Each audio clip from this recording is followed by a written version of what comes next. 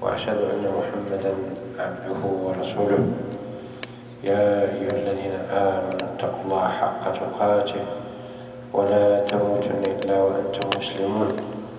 يا أيها الناس اتقوا ربكم الذي خلقكم من نفس واحدة وخلق منها زوجها وبث منهما رجالا كثيرا ونساء، واتقوا الله الذي تساءلون به والأرحام إن الله كان عليكم رقيبا. يا أيها الذين آمنوا اتقوا الله وقولوا قولا سديدا يصلح لكم أعمالكم ويغفر لكم ذنوبكم، ومن يطع الله ورسوله فقد فاز فوزا عظيما. وبعد، فإن أصدق الحديث كتاب الله، خير الهدي هدي محمد صلى الله عليه وسلم، وشر الأمور محدثاتها، وكل محدثة بدعة، وكل بدعة ضلالة، وكل ضلالة في النار.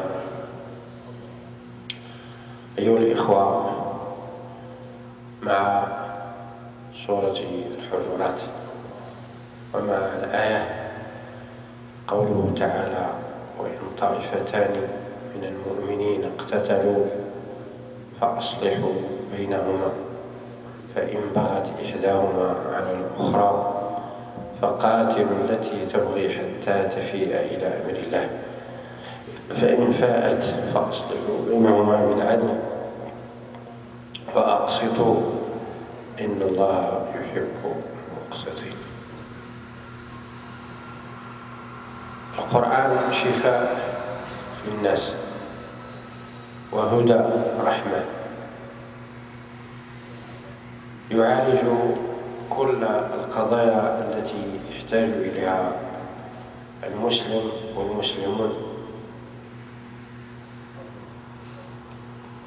والإنسان بطبعه قد ينزغ بينه وبين أخيه الشيطان، فتنحرف الأوضاع وتتبدل، ويهم كل واحد منهم بالآخر بالقتل. والقتل هو من أعظم المصائب والجرائم التي تحدث على وجه الأرض، ولهذا قال الله في ذلك: ومن أحياها فكأنما أحيا الناس جميعا. وقال: لا ترجعوا بعدي كفارا يضرب بعضكم رقاب بعض. وقال: ومن يقتل مؤمنا متعمدا فجزاؤه جهنم خالدا فيها وغضب الله عليه ولعنه وأعد له عذاب عظيم.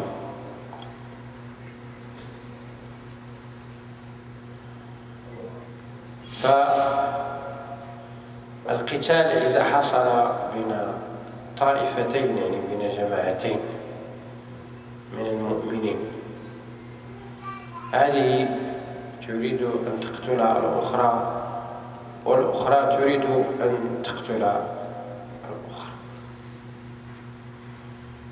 فوجب على كل من له القدرة أن يتدخل وأن لا يترك هذا الأمر يتم ويستفحل، فإذا ترك كانت عواقبه وخيمة وقبيحة.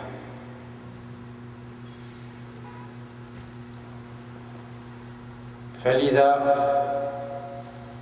يجب التدخل بالإصلاح وتوقيف هذه القضية توقيفا نهائيا. وقد يكون هذا بين أسرتين، قد يكون بين قبيلتين، قد يكون بين دولتين، وقد يكون بين أي فئة من الفئات. فالأمر يعني لا بد أن يعالج. فقال الله تعالى: فأصلحوا بينهما بالعدل. العدل وأن يتحاكم الجميع إلى كتاب الله وإلى سنة رسوله، ويعرض كل واحد ما عنده من إشكاليات على الآخر أو من مظالم، لأن القتل معناه هو الاعتداء. الذي يريد أن يقوم بالقتل فلا بد أن يعرض ما عنده من حجج وأدلة لينظر فيها، وينظر أهل العلم وأولو الحلم والعقد في هذا الموضوع، ويحكم في ذلك بالقسط وبالعدل. قال: وإن طائفتان من المؤمنين اقتتلوا فأصلحوا بينهما، فإن بغت إحداهما على الأخرى فقاتلوا التي تبغي. فإذا الإنسان رفض الإصلاح ورفض العدل ورفض المحاكمة ورفض كل العروض التي يمكن أن تؤدي إلى السلم، وأبى إلا القتال، فتعاونوا مع الجهات الأخرى التي ترضى بالحق وترضى بالإصلاح. فقاتلوا التي تبغي، أي التي تريد أن تكون باغية، أي الظالمة، حتى ترجع إلى الحق، تتفئ إلى أمر الله، إلى ترجع إلى الصواب. وهذا لو حصل في كثير من القضايا لحلت كثير من المشاكل. لو حصل هذا الأمر لحلت كثير من المشاكل العصرية. نعم.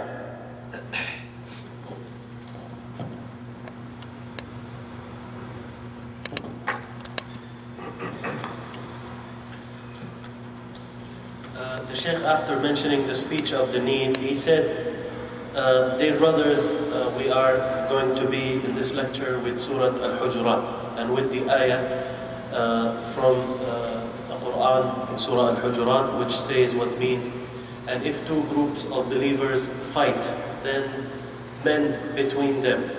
If one of them transgresses against the other, then fight the transgressor or fight the transgressing group until they go back to the order of Allah. If they go back, then mend between them with justice and be fair, for Allah loves those who are just. The Sheikh said that the Quran is a healing for mankind. It is guidance and mercy for mankind. It treats and solves all issues that the Muslims need, whether individuals or as community.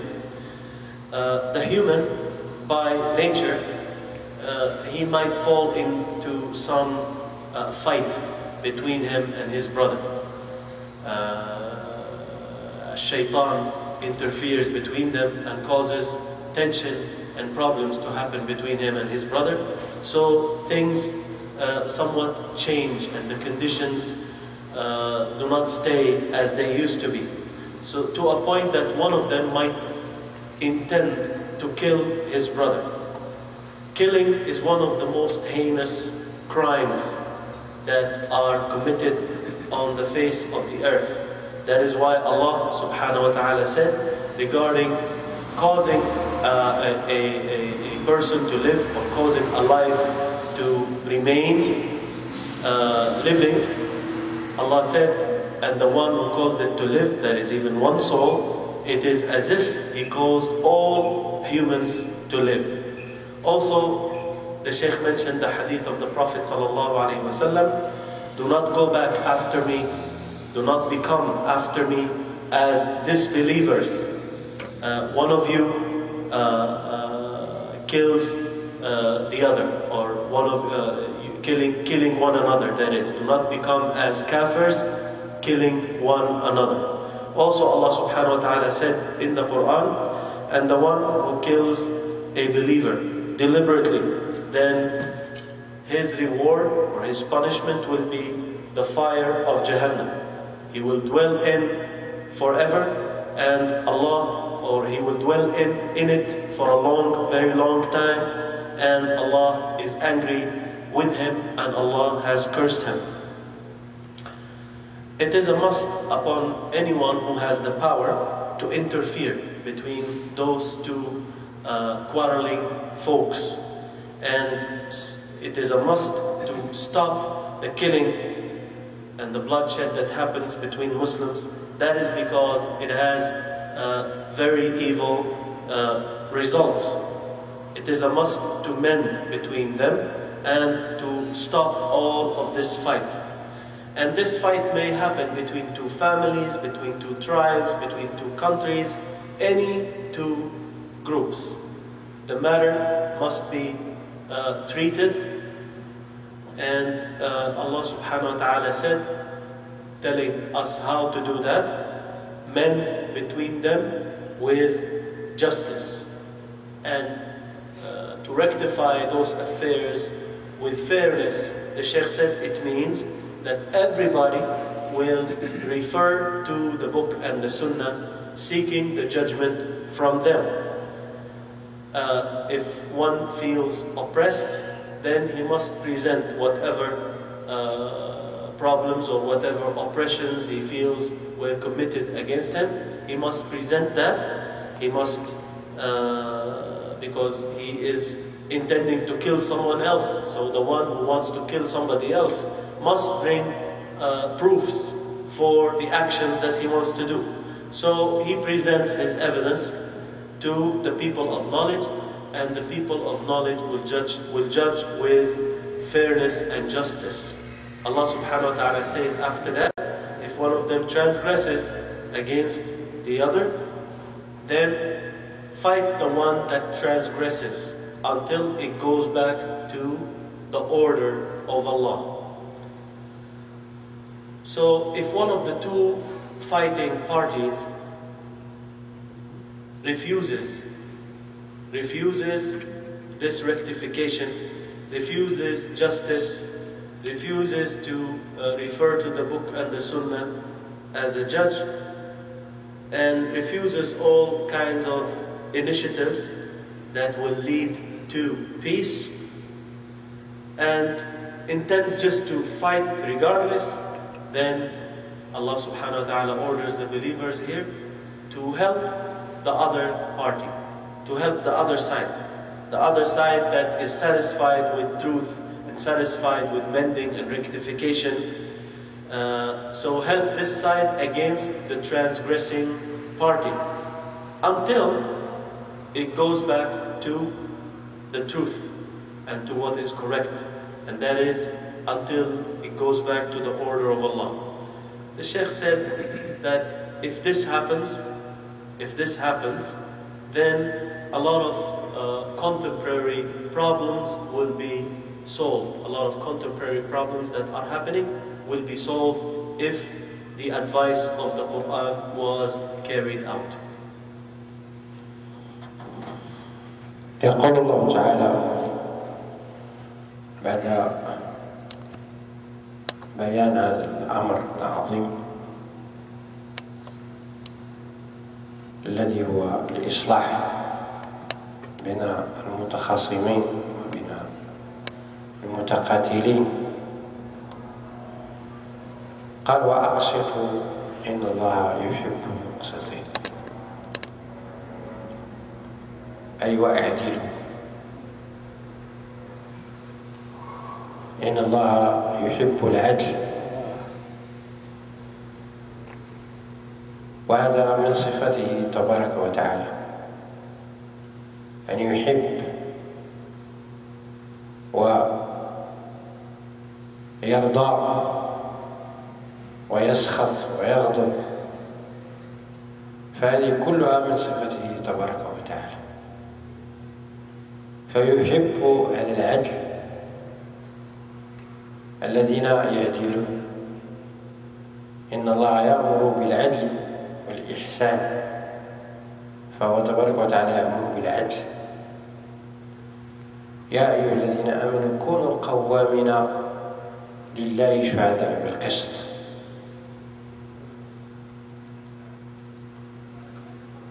ولا يجرمنكم شنآن قوم على ألا تعدلوا اعدلوا هو أقرب للتقوى. فالله تبارك وتعالى يحب من عباده العدل مع كل من كان. يحب العدل مع القريب ومع البعيد. يحب العدل في المسلمين ومع غير المسلمين، حتى في اليهود وفي النصارى وفي كل من كان. ولهذا قال الله تبارك وتعالى للنبي صلى الله عليه وسلم في الكتاب: وأن يحكم بينهم بما أنزل الله ولا تتبع أهواءهم. فالعدل هو حق لكل أحد، للكافر وللمسلم ولليهود وللنصارى وللنصراني وللغني وللفقير، فلا فرق في العدل. ولذا جاء في الحديث: المقسطون على يمين الرحمن وكلتا يديه يمين. الذين يعدلون في أهلهم وما ولوا، في أهلهم وأولادهم وما ولوا.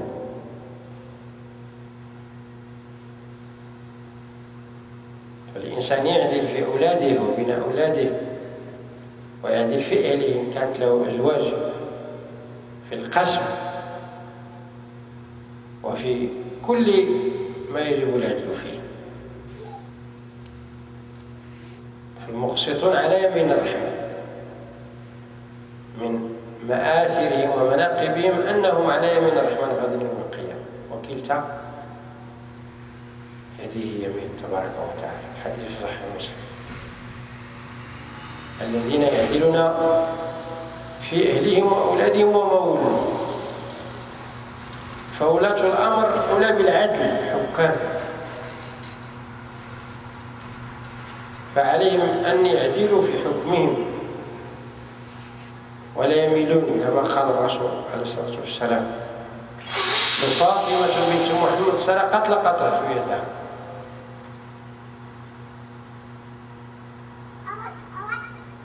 وقد جلد بعض الخلفاء ابنه لما شرب الخمر.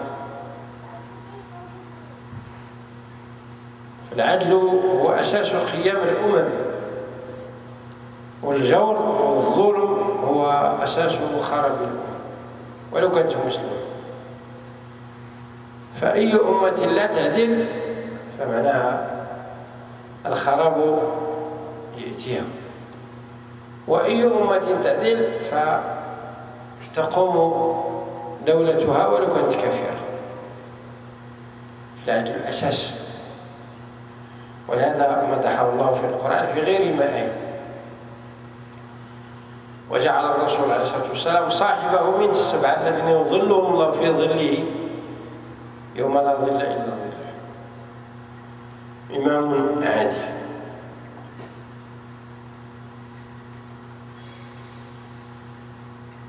فكيف إذا كانت القضية في أناس يكون مآلهم هو القتال والحروب، كما في بداية الآية: وإن طائفتان.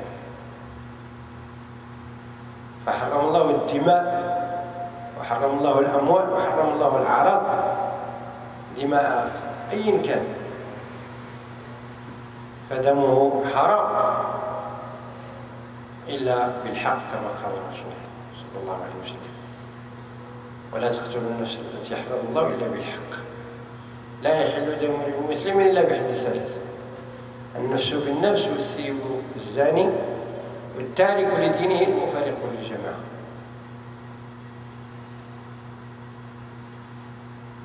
فلهذا القتل لا يجوز مهما كان، فلا يجوز لك أن تقتل لا نصراني ولا يهودي ولا أي كان. القتل يكون بالحق وعلى طريق القاضي والإمام، والجهاد يكون بطريق الحق طريق الإمام، فلا يكون أي واحد يدعي الجهاد وأي جماعة تدعي الجهاد، فهذا باطل. ومن يقتل مؤمنا متعمدا فجزاؤه جهنم خالدا فيها وغضب الله عليه ولعنه وأعد له عذابا عظيما. والعياذ بالله. الأمر خطير، فلهذا لا بد من القيام بالإصلاح. لا خير في كثير من نجواهم إلا من أمر بصدقة أو معروف أو إصلاح بين الناس، ومن ذلك ابتغاء مرضات الله فسوف نؤتيه أجرا عظيما.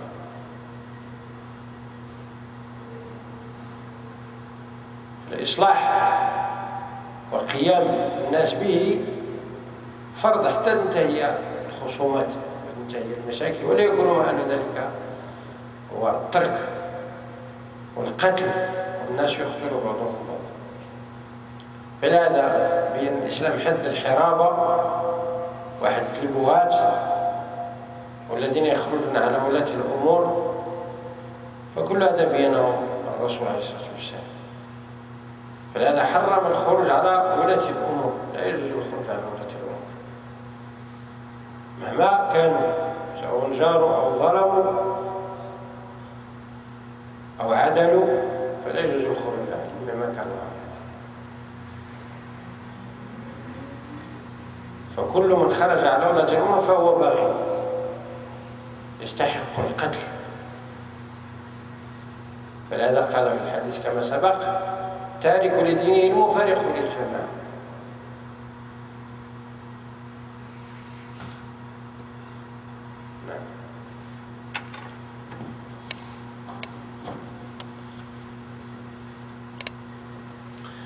The Sheikh went on to explain the ayah which says what means if it retracts, if that transgressing group retracts and goes back to the truth, to rectification and mending, then mend between them with justice and be fair. Surely Allah loves those who are fair. Meaning, be just, for Allah subhanahu wa ta'ala loves justice. And this is one of His attributes subhanahu wa ta'ala. Allah subhanahu wa ta'ala loves. And Allah subhanahu wa ta'ala also becomes satisfied or pleased. And He also becomes angry. So from the people or amongst the people that He loves subhanahu wa ta'ala, He loves those who are just. And Allah subhanahu wa ta'ala says what means, surely Allah orders for justice that is to be served and done, and also orders kindness. Allah subhanahu wa ta'ala also orders in the Quran orders the believers to give testimonies, to be witnesses to justice. And Allah subhanahu wa ta'ala says, and let not the hatred of the people push you to become unfair, or let not the hatred that you have towards some people, let it not push you to be unjust. Rather, be just, that is closer to being pious. Allah subhanahu wa ta'ala loves justice with those who are near, those who are far, in terms of relations, with Muslims and non-Muslims, Jews and Christians, and everyone, every human being. Allah loves justice with all. That is why Allah subhanahu wa ta'ala orders the Messenger alayhi salatu wasalam, saying to him, judge between them with that which Allah revealed, and do not follow their desires. And we should not differentiate. We should not differentiate when we are applying justice. We should not differentiate between the people, whether they're Muslims or not, whether they're rich or poor. We should not differentiate. This is why in the authentic hadith, the Sheikh said it is in Sahih Muslim, Rasulullah sallallahu alaihi wasallam said that those who are just, those who are fair, they will be on the right hand side of Allah subhanahu wa ta'ala, of the most merciful, Ar-Rahman. And both his hands are right hands. Those who are just, or those who apply justice within their families, within their wives, and between their children, and anything that they are charged with, anything that they have authority over, then they do justice. This is from the advantages, and this is from the excellences of the virtues of those who are just. They are on the right hand, they will be on the right hand side of the most merciful. So the people, the Sheikh said, the people who have authority, leaders, presidents, and like that, rulers, they are most deserving to apply justice. It is upon them, it is a must upon them to be just in their rulings and judgments that they make. Rasulullah sallallahu alaihi wasallam said, if Fatima, the daughter of Muhammad, stole, then Muhammad alayhi salatu wasalam will cut off her hand. And some of the Khalifas, the caliphs of Al-Islam, they, or the rulers, the Muslim rulers, they applied the set punishment on his child when he drank intoxicants. He basically flagged him as the set punishment is in Islam. The Sheikh said that justice is the basis for building nations, while oppression is the reason why nations or civilizations are destroyed. And the nation or the community that is just, Allah subhanahu wa ta'ala will support them and render them victorious even if they are disbelievers. And the nation or the community that is unfair and unjust, they will be destroyed. Allah destroys them even if they are Muslims. And Allah subhanahu wa ta'ala made the just ruler, the just leader, he is one of those seven. One of the seven whom Allah subhanahu wa ta'ala shades them with his shade when there is no shade except his shade that is on the day of judgment. And Allah subhanahu wa ta'ala prohibited killing the soul. Killing the soul is prohibited in Islam, except as in the Quran, illa bil haqq, except for when it is done rightfully, and that is with justice according to the Islamic rulings. And the Sheikh mentioned the hadith of Rasulullah sallallahu alayhi wasallam, which says that the blood of a Muslim is not allowable except if he commits three. If he kills another one, and if he was married yet he committed zina, and the one who leaves his religion and abandons the community. So killing is not allowed for Muslims, and it is a big sin. You do not kill Muslims, and you do not kill even others, Jews and Christians. You don't kill anyone. And applying the set punishments, the Sheikh said, even applying the Islamic rulings, this is not for the general folks. This is for only the judge or the Muslim leader, the head of the state. Likewise, jihad, fighting in the cause of Allah, it is not initiated except through the Muslim leader or the president of the Islamic State. Not everyone or every group declaring war against others. that is not allowed. Rather, the one who declares the war is the Muslim ruler or the Muslim leader, the head of state. And Allah subhanahu wa ta'ala ordered that rectification and mending happen between Muslims, those fighting folks. And Allah subhanahu wa ta'ala said regarding the excellence of mending and rectification between the people, Allah subhanahu wa ta'ala said, there is no good in much of their private conversations. The private conversations or the discussions that happen between the people, Allah subhanahu wa ta'ala said that there is no good at all in most of them, in most of these discussions and talks that happen between the people. Then He made an exception. Allah subhanahu wa ta'ala said, except for the one who orders to give charity, or the one who mends between the people.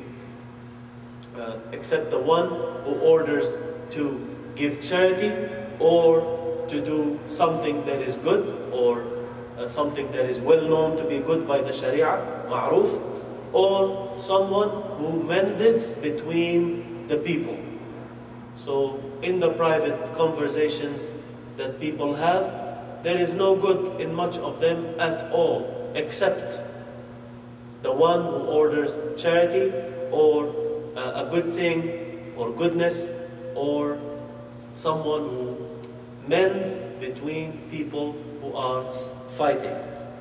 And the one who does that, Allah subhanahu wa ta'ala said, the one who does that, any of these three that were mentioned, the exceptions that were mentioned, the one who does that seeking the reward, seeking the pleasure of Allah, then we surely will grant him a huge reward. Also, Allah subhanahu wa ta'ala made a set punishment for what is called haram. You know, when someone just goes out and starts fighting and killing Muslims, there is a set punishment for that. They deserve to be fought and killed. Also, the Sheikh said that it is not allowed to revolt against Muslim rulers, even if those Muslim rulers are committing things that are wrong or oppressions. It is not allowed to go against or revolt against the Muslim rulers, and the one who does that, he is transgressing, and he deserves to be fought.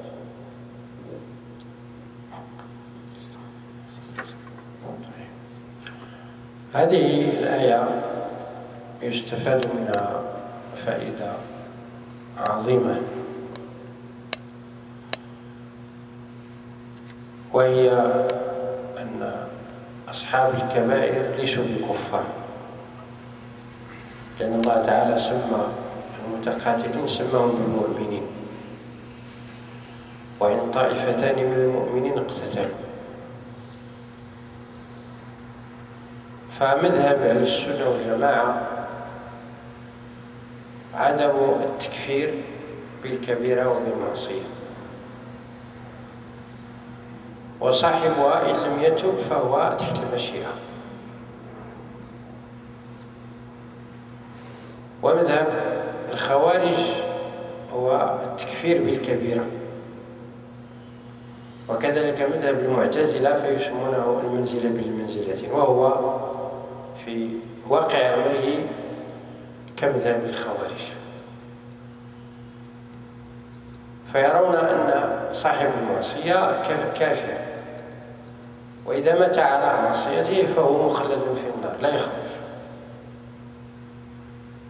وأهل السنة والجماعة يرون خلاف ذلك، يرون أنه تحت المشيئة يمكن أن يغفر الله له، وإذا دخل النار فإن الله تبارك وتعالى يخرجه بفضله ثم ما معه من الإيمان.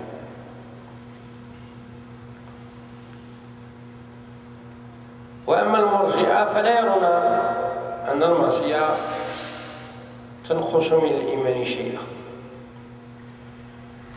فأهل السنة وسط بين مذهب الخوارج ومذهب المرجئة، فأولئك مفرطون وهؤلاء مفرطون. الخوارج مفرطون والمرجئة مفرطون. وأهل السنة وسط، فيأخذون من كل المذاهب أفضلها وأحسنها، فهم لا يستهينون بالمعاصي كالمرجئة الذين لا يرون زيادة الإيمان ولا نقصانهم بالمعاصي، ولا هم كالخوارج الذين يكفرون بمجرد المعصية أي الكبيرة. فهذه الآية رد على الطائفتين، رد على المرجئة ورد على الخوارج.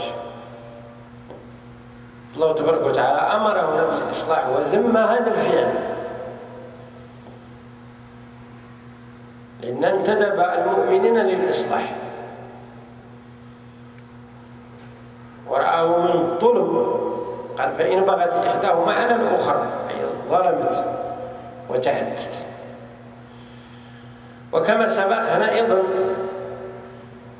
يستفاد منه الخروج على الإمام، فمن خرج على الإمام بعد أن يدعوه وأن ينذره فيقتل إن استمر على ذلك كما سبق.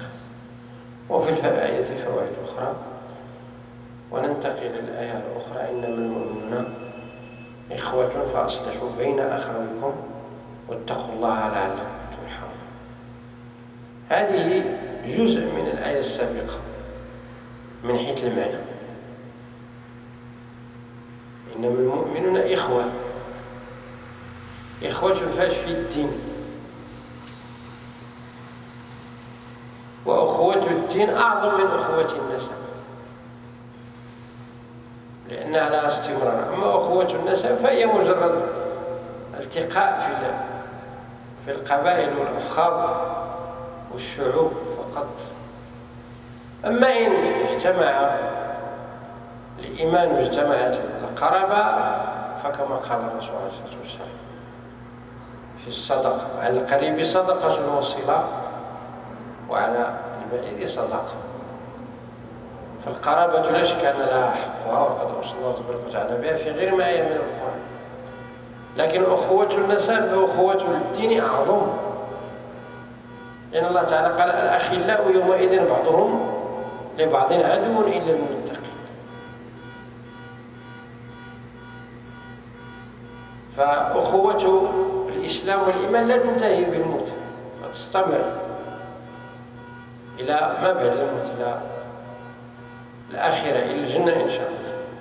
قال: الأخلاء يومئذ أي الأصدقاء إلا المتقين، فهم الذين لا تنقطع أخوتهم. والرسول عليه الصلاة والسلام يقول: المسلم أخو المسلم لا يظلم ولا يسلم. وقال: التقوى ها هنا. المسلم أخو المسلم لا يظلمه ولا يسلمه. ومن نفس عن مسلم كربة نفس الله عنه كربة من كرب يوم القيامة، ومن ستر مسلما ستره الله، والله في عون العبد ما كان العبد في عون أخيه. فأخوة الدين أمرها عظيم ولها حقوق كثيرة. وقال الرسول: حق المسلم على المسلم 6: إذا لقيته فاسلم عليه، وإذا دعاك فأجب، وإذا مرض فعود، وإذا مات فاتبع، وإذا عطس فشمت، وإذا استنصحك فانصح. فالأخوة لها حقوق كثيرة بينها الله وبينها الرسول. فالإسلام مليء بالخيرات وبالفضائل وبالمناقب. فلو اتبعت الأمم هل الأرض كلها لكفاهم، يكفيهم عن كل تكلف، ويكفيهم عن كل تشريع وعن كل قانون.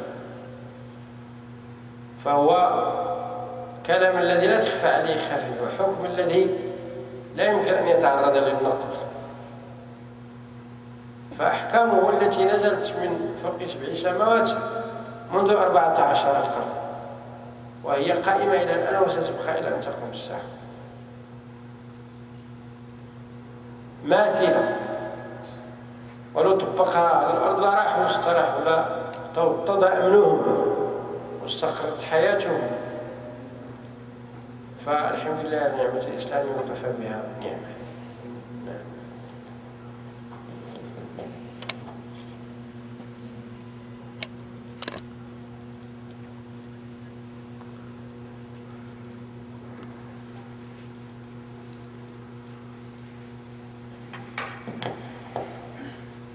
The Sheikh said that we benefit from this ayah, a great benefit, and that is that the people who commit major sins, they are not disbelievers. That is because Allah subhanahu wa ta'ala called the two fighting groups, He called them believers. He called them believers although they are fighting with one another. And the position of Ahlul Sunnah wal Jama'ah is that they do not expel a Muslim outside of the fold of Islam, or they do not excommunicate a Muslim by committing a major sin or a disobedience. And they are of the position that the one who committed a sin, if he did not repent, he is under the will of Allah. If Allah wills, He will forgive him, and if Allah wills, He will punish him according to how much sins he committed, and then he will exit from the fire according to how much iman he had. As for the group called Al-Khawarij, then their position is that the one who falls in a major sin, he becomes a non-Muslim. Also, the group called Mu'tazila, they are having a position that is, in the end, is the same as the Khawarij. They just say that he is in a place or in a position or in a status that is in between. He is not a believer and he is not a disbeliever, but they say that he stays perpetually in the hellfire. So basically, they end up having the same position as the Khawarij. There is another group that is called Al-Murji'ah. Those, they do not consider disobediences or sin to be anything. They don't mind them. They don't view them to be a problem. So Ahlul Sunnah, they are taking a middle course. They are upon the path of moderation. They are moderate between the extreme of the Khawarij, who call Muslims non-Muslims, and between the other extreme of the Murji'ah, who don't really care about major sins and don't view them to be dangerous. Allah subhanahu wa ta'ala here, in those ayat, Allah subhanahu wa ta'ala encouraged and ordered the believers to do islah, to mend between these two fighting groups. And if one of them does not want this rectification and wants to oppress or transgress against the other group, then Allah orders the believers to fight that oppressing group. Likewise, the one who revolts against the Muslim leader, he is committing an oppression, and he will be fought. Either he will stop or he will be fought maybe until he gets killed. The next ayah, Allah subhanahu wa ta'ala says, surely the believers are brothers, so mend between your brothers. This ayah is part of the previous ayah in terms of meaning. It says that the believers are brothers. And the brotherhood here, the brotherhood of the believers, is brotherhood in the religion.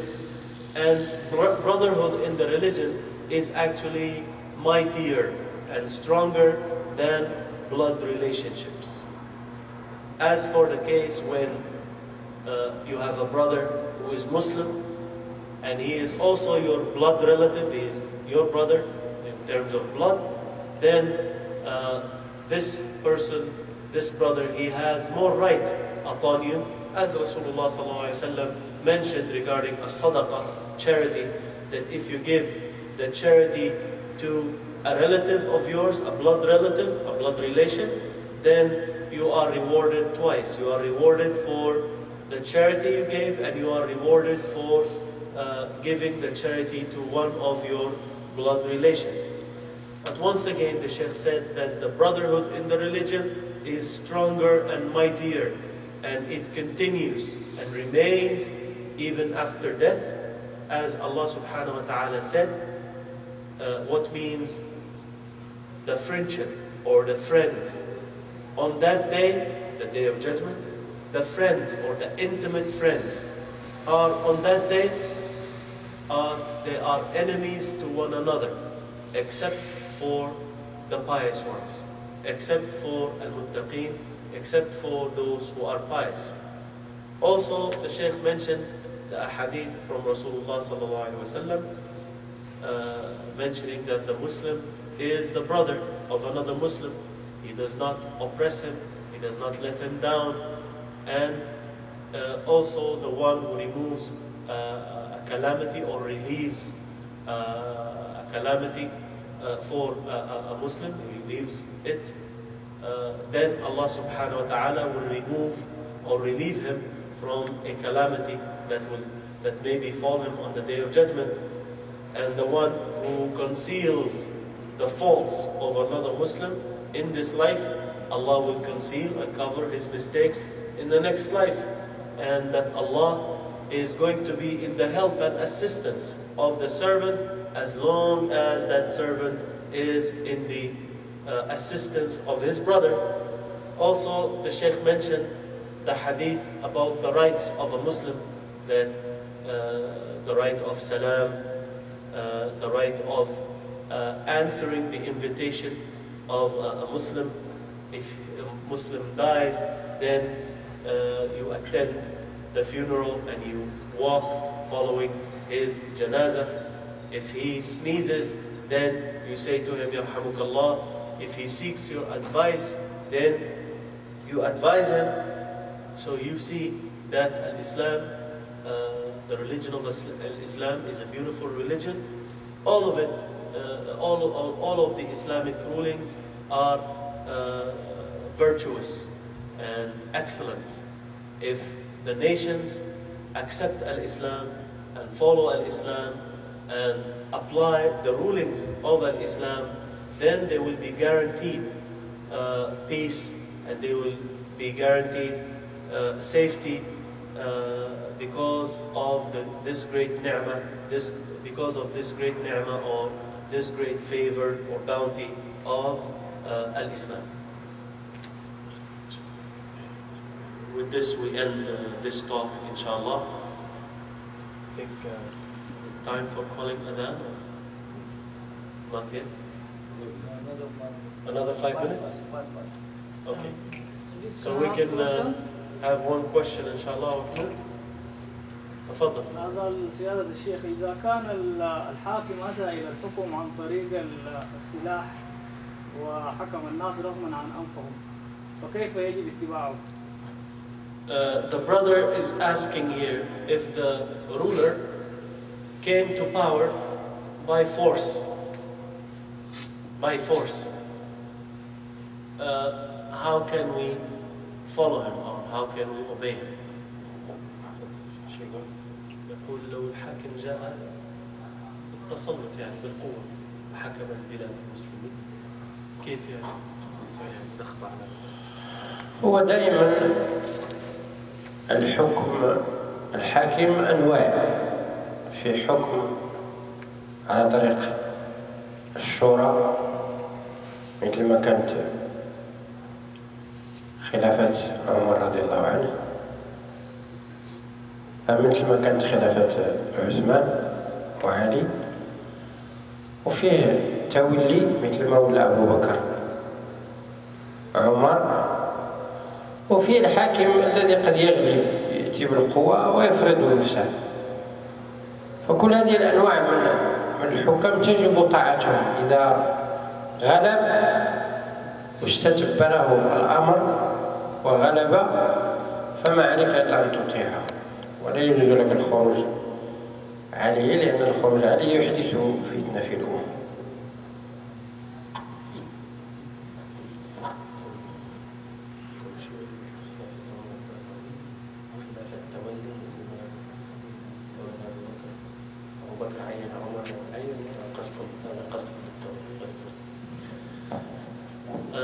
The Sheikh said that the ruler or rulership are of different kinds. It could be by consultation, like what happened in the caliphate of Umar, Uthman and Ali radiallahu anhu, or it could be by appointment, like Abu Bakr radiallahu anhu, how he appointed Umar radiallahu anhu, or it could be in a way that the ruler basically comes to power and basically he seizes the power and becomes a ruler, and now he has the power. So all of those must be obeyed, even the one who basically overcome others and the affairs in terms of ruling, the power. He got the power and he is established as a ruler. He is also to be obeyed and listened to, because revolting against him will cause to bloodshed between Muslims.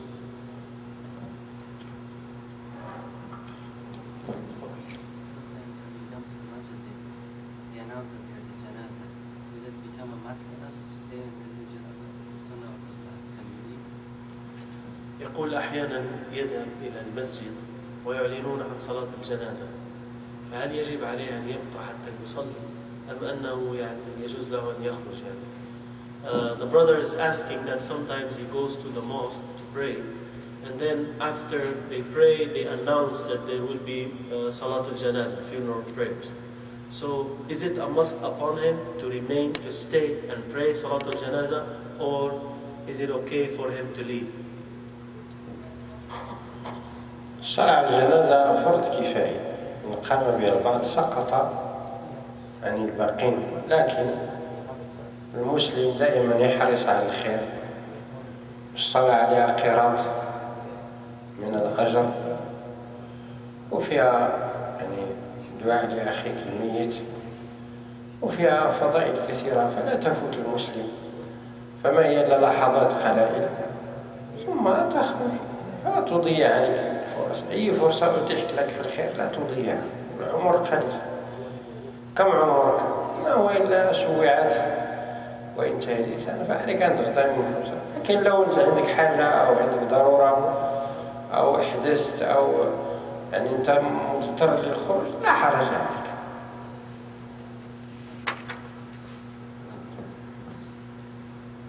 The Sheikh said that the Salat al-Janazah is compulsory, but it is compulsory upon the community in general.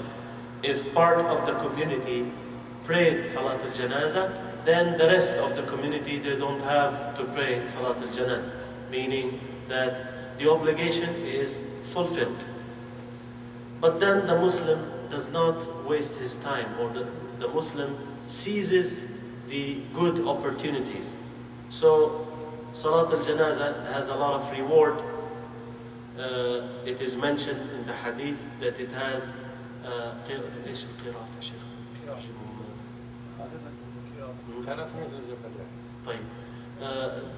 the reward of it is like the weight of the mountain of Uhud. So praying the janazah is like attaining that much of reward. Also in it there is dua, supplication for your Muslim brother who was deceased, and in it are a lot of excellences. And it doesn't take except few moments, so seize the opportunity. And any opportunity that is open for you in terms of goodness, in achieving something that is good, then seize that opportunity and do not let it go. However, the Sheikh said, if you have a need, or you broke your wudu, or for some necessity you couldn't stay, then there is no sin upon you and you can leave.